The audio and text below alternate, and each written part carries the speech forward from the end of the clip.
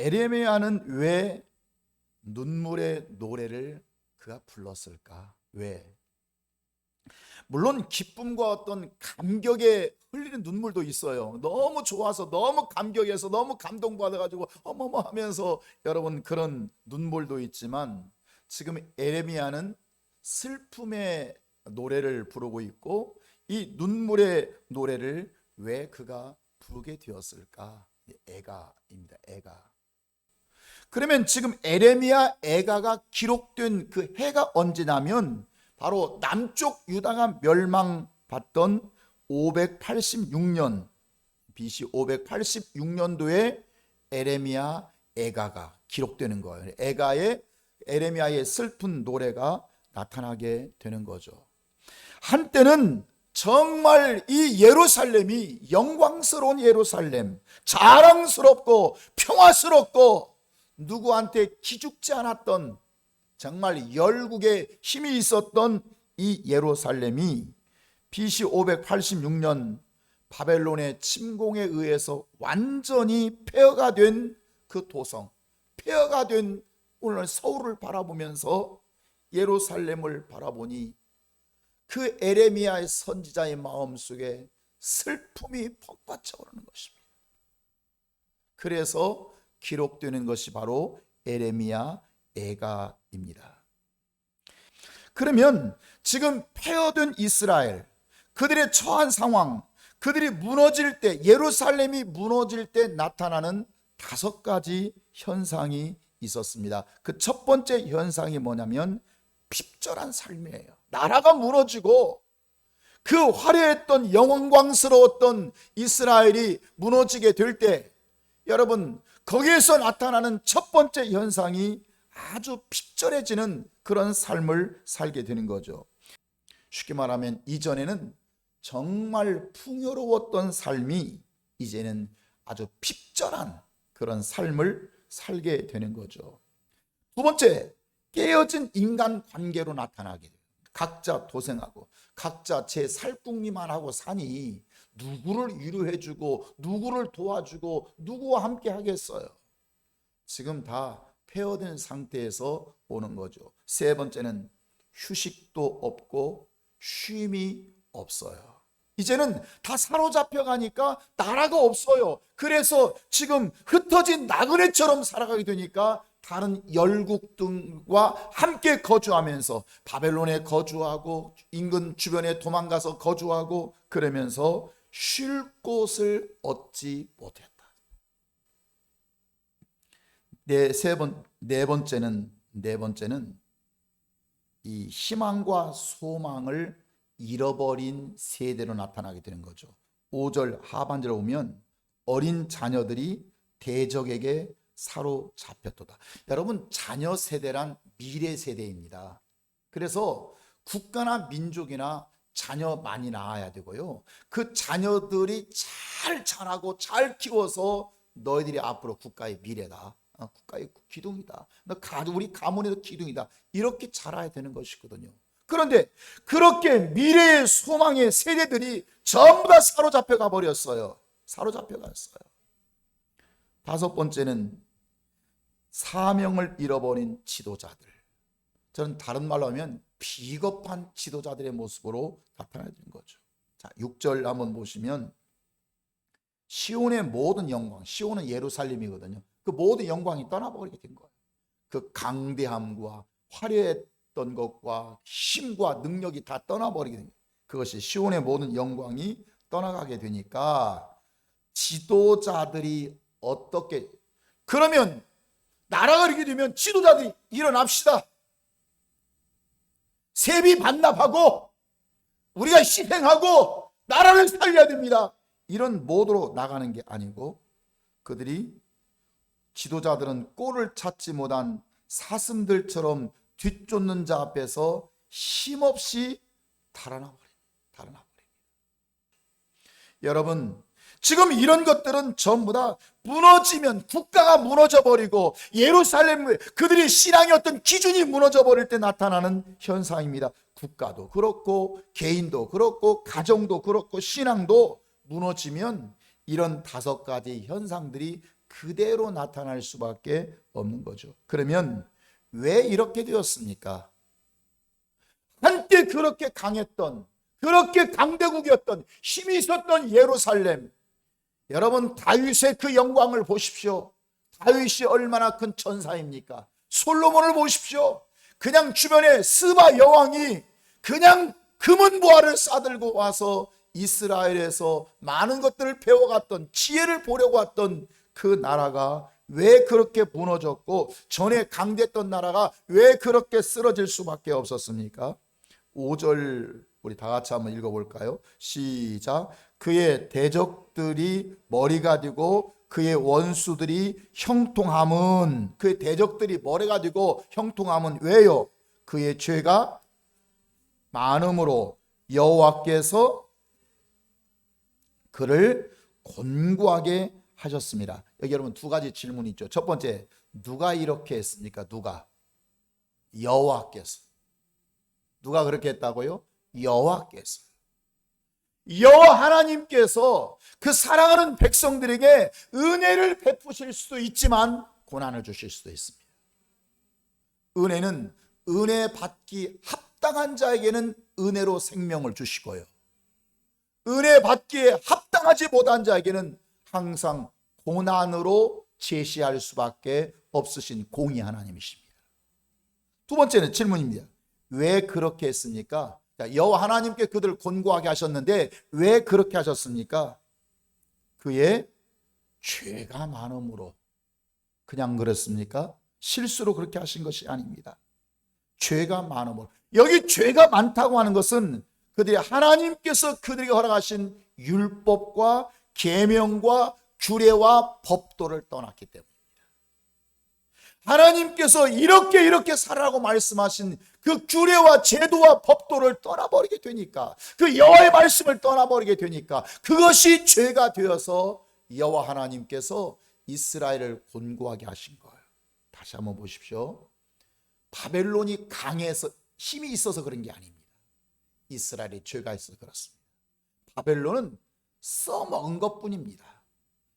아무리 주변국이 강대하고 바벨론이 강하고 여러분 그 아수르가 강하다고 할지라도 이스라엘이 영적으로 빡 세워져 있으면, 바로 세워져 있으면 그 주변의 강대국이 아무 문제가 되지 않습니다. 암몬이 그랬고 블레셋이 그랬습니다. 신명기 28장을 좀 잠깐 보겠습니다. 신명기 28장을 우리가 축복과 저주의 장이라 이렇게 말합니다. 1절부터 68절까지인데, 그래서 1절부터 14절까지는 똑같은 반복이 돼요. 축복을 선언하고 있고요, 15절부터 68절까지 여러분 저주에 대해서 말씀하고 있습니다. 자, 그러니까 내가 축복의 사람이 되는 것과 저주의 사람이 되는 그 기준점이 뭐냐면 여호와의 말씀과 규례와 명령과 법도대로 사는 것입니다. 그러면 지금 하나님의 명령과 말씀과 규례와 법도가 그 기준점이 되는데요, 축복과 저주의 기준점이 되는데, 그러면 그 하나님의 명령과 규례와 법도, 그 율법이 무엇인가? 그 율법 안에는 세 가지가 들어있는 거예요. 그러니까 이것을 지킴으로써 복이 되고요, 이것을 지키지 아니함으로써 죄가 된다는 거예요. 그래서 여호와께서 그들에게 그렇게 곤고를 내리신다는 거예요. 그럼 율법 안에 있는 세 가지, 첫째는 뭐죠?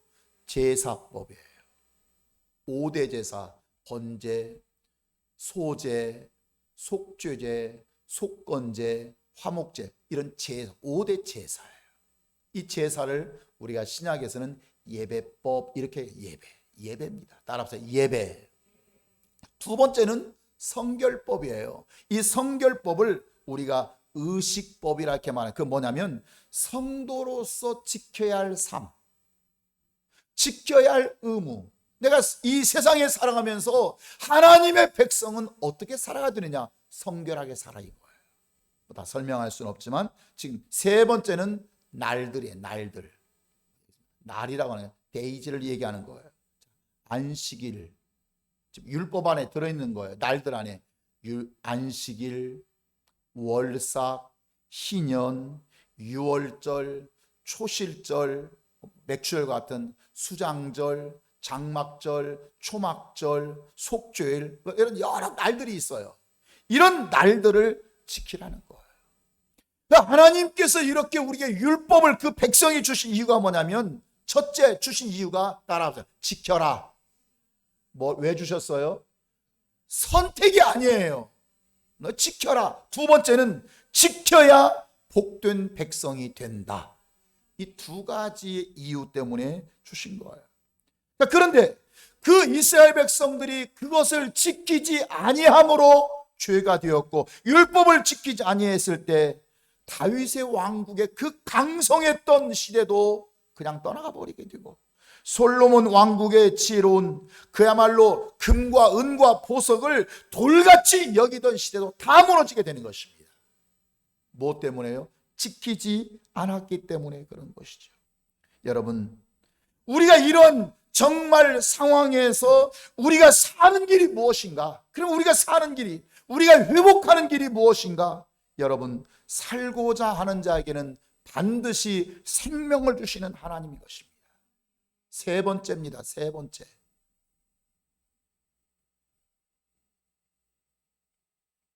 우리가 사는 비결이 무엇인가?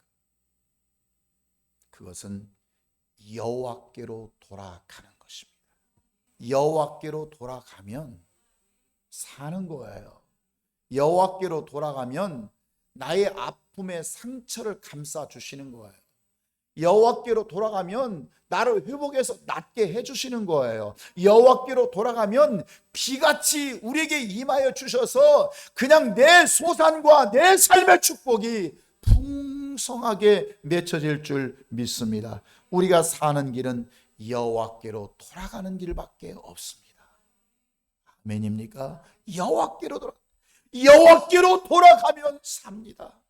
내 힘으로 살지 말고 내 의지로 살지 말고 내 능력과 스펙으로 살지 말고 내 가문의 백그라운드로 살지 젊음으로도 살지 마세요. 여호와께로 돌아가십시오. 그러면 거기에 사는 길이 있습니다. 왜냐하면 하나님은 이 세상의 모든 문제보다도 더 크신 하나님이십니다. 여러분이 무엇 때문에 고민하고 있습니까? 여러분이 어떤 문제를 가지고 있습니까? 하나님은 그 문제보다도 더 크신 하나님이십니다. 더 능력하시고 전능하셔서 능치 못할 일이 없습니다. 여러분 문제가 있으면 문제를 가지고 주님 앞에 가십시오. 주님 앞에 돌아가면 주님은 그 문제를 감싸버리실 줄 믿습니다. 믿습니까? 이 은혜 가운데 있기를 바랍니다. 그래서 오늘 본문 11절 하반절에 제일 11절 하반절에 보면 나는 비천하오니 여호와여 나를 돌보시옵소서. 하나님 저는 부족합니다. 하나님 저는 비천합니다. 나를 돌보시옵소서. 우리가 보통 시간을 계산할 때요 세월이 흘러가는 시간과 그 다음에 하나님의 계산하는 시간법이 있습니다. 하나님의 시간 계산하는 시간법과 세월이 흘러가는 시간은 다릅니다. 예를 들어서 하루에 24시간입니다. 24시간 365번 지나가면 1년입니다. 1년에 365일이죠. 그래서 1년이 지나면 우리가 한 살을 먹습니다. 10년이 지나면 10살을 먹습니다. 40년이 지나면 40살을 먹습니다. 60년이 지나면 60살을 먹습니다. 자, 그러면 나이가 먹은 것만큼 성장하게 되죠.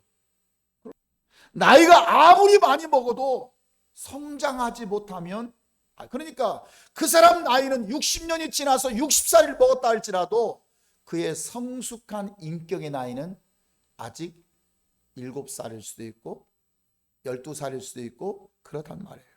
여러분 신앙도 마찬가지입니다. 우리가 구원받으면 구원받는 순간부터 내가 구원받고 내가 1살 먹었어 2살 먹었어 영적으로 그렇게 나이를 카운트할 수가 있는 거죠. 그리고 그 나이만큼 성장하게 되는, 내가 예수 믿은지 구원받은지 내가 10년 되면 10살만큼 성장하고 내가 또 30년이 되면 또 30살 먹은 만큼 성장하게 되는 거죠. 그런데 어떤 사람은 멈춘 사람이 있습니다. 구원받아서 1년, 2년, 3년, 4년, 5년 차에는 뭔가 성장했는데 그 계속 성장. 성경은 그리스도의 형상까지 성장을 하고 그리스도의 장성한 분량까지. 그런데 멈춰버려요. 5살에 멈춰버려요. 어린아이예요. 어떤 사람은 지금도 기저귀 갈아줘야 돼. 어떤 사람은 지금도 첫 꼭지 물려줘서 이것저것 아우 야 이거 깍꿍 새우깡이야 깍꿍. 여러분 이렇게 하는 사람이 있어요. 영적 나이가 아직도 애기. 차라리 어떤 사람은 퇴보하는 사람도 있어요. 나이가 점점 퇴보해요. 여러분 과연 하나님께서 내 영혼의 나이를 세보신다면 여러분 하나님 보실 때 뭐 나는 예수 믿는지 나는 제가 평생 믿었죠. 나는 모태신앙이에요. 나는 난 한 30년 믿었. 그런데 하나님의 계산법에 의한 나이로 본다면 몇 살이 되겠어요? 여러분 몇 살이세요? 중요한 이거 뒷받침하는 말씀이 있는데 이스라엘 백성이 출애굽을 합니다. 모세 때 애굽에서 430년 동안 종노릇하다가 출애굽을 해서 이제 광야를 거쳐서 이제 그 다윗 왕 시대를 거쳐서 솔로몬 왕 시대에 성전을 건축하게 됩니다. 출애굽에서 성전 건축할 때까지 그 시간이 몇 년 걸렸냐면 591년이라고 하는 세월이 흘렀어요. 591년. 여러분 시간을 기억하세요. 몇 년 흘렀다고요?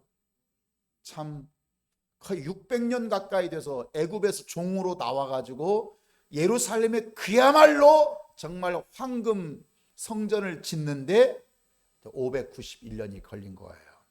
출애굽해서 그 다음 영상 돌려보세요. 출애굽해서 성전 건축할 때까지 몇 년 걸렸다고 원래? 591년인데 지금 성경은 몇 년 걸렸다고 말하고 있죠? 481년 걸렸다고 말하고 있어요. 그 몇 년 차이가 나죠? 111년 차이가 나는 거예요. 아니 세월이 지금 591년이 흘러서 출애굽해서 성전 건축했는데 하나님께서 말씀하실 때는 뭐라 하면 480년 만에 건축했다는 거예요. 480년 만에. 그 몇 년이 빠졌어요? 111년이 여러분 차이가 나는. 도대체 이게 어떻게 된 건지 여러분 왜 그랬을까요? 분명히 591년이 지났는데 여러분 사사시대에서 그 답을 찾을 수가 있어요. 사사시대는 이스라엘 백성이 제가 언젠가 사사기에 말씀했죠. 휴일처럼 하나님 평안하면 우상숭배 세상으로 빠지면 주변 국가를 통해서 이스라엘을 공격하게 만들고 그래서 고난당하면 다시 회개하면 또 회복시켜 주시고 또 회복하면 평안하면 또 세상에 이 휴일에 의해서 이스라엘은 움직이는 거예요. 그래서 하나님을 떠나고 율법을 떠나고 제사를 떠나고 이방 그냥 우상을 숭배할 때 그들이 이제 이방에 붙인 나라예요. 메소포타미아에 8년, 모압에 18년, 가나안 땅에 20년, 미디안에 7년, 암몬에 18년, 블레셋에 40년. 몇 년이죠? 111년이 이방 나라에 의해서 지배를 당했어요. 이 말은 다시 말하면 그들이 하나님을 떠나서 하나님을 배반하고 율법을 배반하고 이방인들에게 종노릇하며 세상과 세속에서 살았던 시간들을 어떻게 했어요? 빼버리신 거예요. 놀랍지 않습니까? 내 영혼과 내 인생 속에서 여러분 꼭 기억하시기를 바랍니다. 내가 30년, 40년, 50년 동안 교회를 다니고 예수 믿었다고 하더라도 하나님께서 너 또 40년 동안 예수 믿었지만 너는 39년 동안 세상에서 살았고 네 멋대로 살았고 말씀 없이 살았고 은혜 없이 살았지 않냐. 너는 하나님을 1년밖에 섬기지 않았어. 이것이 바로 오늘 이 사건에서 말씀을 주고, 하나님의 시간 계산에서 하나님 없이 살아가는 인생의 시간은 빼버리십니다. 그래서 591년의 세월이 흘렀지만 하나님은 480년 만에 성전을 건축했다고 말씀하시는 것입니다. 사랑하는 성도 여러분, 내 영혼에 슬픈 눈물을 흘리지 않기를 바랍니다. 통곡하는 날이 없기를 바랍니다. 내 영혼에 정말 하루하루 감사하면서 하루하루 기뻐하면서 여호와께로 한 걸음 한 걸음, 그 걸음걸이가 뜀박 그저 100m 달려가도 안 뛰어도 상관없습니다. 걸어만 갈 수 있어도, 아니 걸어가지 못해서 아장아장만 갈 수 있어도 하나님은 기쁘게 우리를 웰컴하실 것입니다. 주님은 내가 방향이 주님을 향해서 가고 있는지, 아니면 여전히 세상을 향해서 방향을 들고 있는지, 주님은 방향을 중요히 여기시는 것이지. 내 걸음걸이가 좀 느리면 어떻습니까? 내 걸음걸이가 빠르지 못하면 어떻습니까? 그러나 그 작은, 정말 보폭이 작은 걸음걸이를 통해서도 우리를 환영하시고 영광 받으시는 은혜가 있을 줄 믿습니다.